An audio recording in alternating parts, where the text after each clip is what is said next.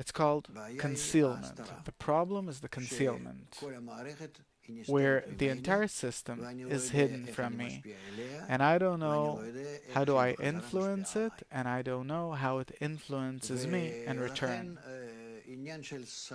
And therefore, the matter of reward and punishment, it's something very unclear, not understood. We can't inquire it. And here the matter is not only that the system is concealed, but the more that we investigate the system of nature with all of our sciences, we see that we're going into deeper and deeper dimensions which are less and less clear to us.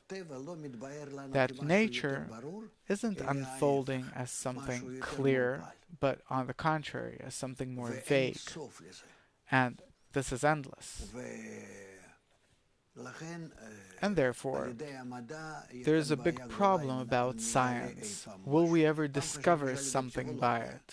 Once we used to think that we'll do it with the help of psychology, but you're a psychologist, you know, we try to do it, and very quickly we discover that this isn't the way, because there we immediately get into the unknown, something that we can't research in a good way. And if we're talking about the wisdom of Kabbalah, it tells us that there's no point to keep researching the external world, but the external world is what you depict within yourself as a result of your five senses, as a result of influencing something, a part of the system. But the gist part of the system, 99% of the system, you don't know anything about it. And therefore, it's worthwhile for you to exert yourselves to find the inner system, your system of senses. Is it possible to extend your senses so that you'll feel, so that you'll discover the entire system, or at least a bit more and a bit more of it, but to really reveal it, not to be delusional about it or anything? And if you'll start discovering the system, then correspondingly, you'll start feeling what is reward and what is punishment and what is really going on with our actions, and which of them can we determine as good, which are bad, and we'll determine everything in a more correct manner. Because what seems to me currently as a reward or punishment, it could be like for little children, that if I give a little child a sweet cake and a big bottle of Coke, then for him it's a reward. But I know that it's wrong, that for his bodily systems it's a punishment, it's negative, it's not positive. And therefore, it depends who's judging. Can we rise to a higher degree every time, like a mother towards her child, that makes sure that he's protected from all the problems and she won't give him bad things, things that are bad for him, and his reward is her punishment? And so, how can we every time examine ourselves from a higher degree and accordingly to research and decide what truly is a reward and what is a punishment? The wisdom of Kabbalah allows us to do it, even though that you have to really exert yourself in order to achieve that. And then we really discover that everything is the very opposite. Just like with children, that what seems to us now as the reward is actually the punishment, and what seems to us as the punishment is actually the reward, because we are in a false system which is entirely our ego, our will to enjoy. And the whole of reality, the entire system, is operating according to a different law, the law of the general and mutual bestowal as an integral system, where every part is working in complete harmony with the rest of the systems, and no one makes any personal calculations in that system, but only for the benefit of the entire system. And what's for the benefit of the general system, that's called the reward for all the parts. And what's for the benefit of just one part, that if so, it's opposed then to the rest of the system, that's called a punishment. And the more we ourselves advance to be included correctly in that system, we change our concept about reward and punishment so that in favor of the system is the reward, and in favor of my ego, which is opposite to the system, is a punishment. And this is how we advance. And this is it, actually, in general. And also the reward and punishment that you discover along the way.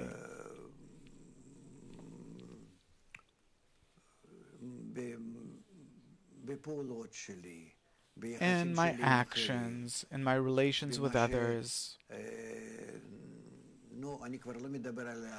I'm not even talking about the people that are engaged in Kabbalah. They are looking at these things in a completely different way, where their attitude towards what they receive everything as if it's coming to them from the system itself. And then, if someone has different complaints against them and there are different problems and someone wants to degrade them, the way they relate to it is as the system responding to something, wanting to advance them. They're not ascribing it to a certain person, but to the system in general. And then it turns out that what seems to one person as someone wanting to degrade him and that being a punishment, then for us it's not a punishment, but it's the work that we have to do until we feel it as a reward. How could it be a reward to feel shame, to feel failure for years? I'm under constant, vast criticism, being criticized by different social systems. So besides my close students, about whom I can't say, but from all the rest, of course I'm getting a negative response. People don't understand me. They say that I'm delusional, that I'm a liar, that I'm a thief, that I'm this, that I'm that, suppose, and that I want power, and that I want to control the entire world with my opinion, at least, if not physically, and I want to determine how the world's going to be. I want to be in control. And besides that, I'm already used to it, obviously, but also I understand that this kind of attitude towards me is something that I'm getting from the system.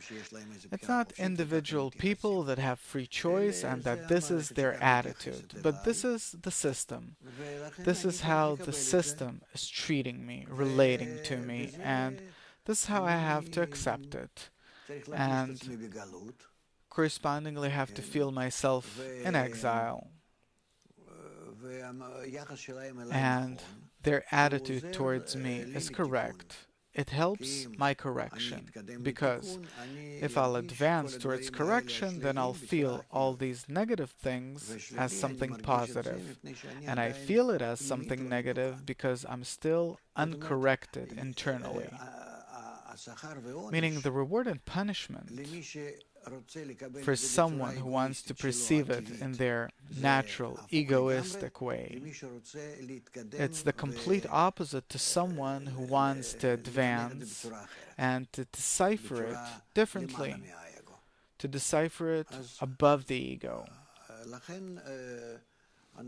So therefore, people that want to advance, that want to rise above their ego, they accept all the negative attitude towards them as an opportunity to rise above the ego, and this way to accept it as a reward. Why a reward?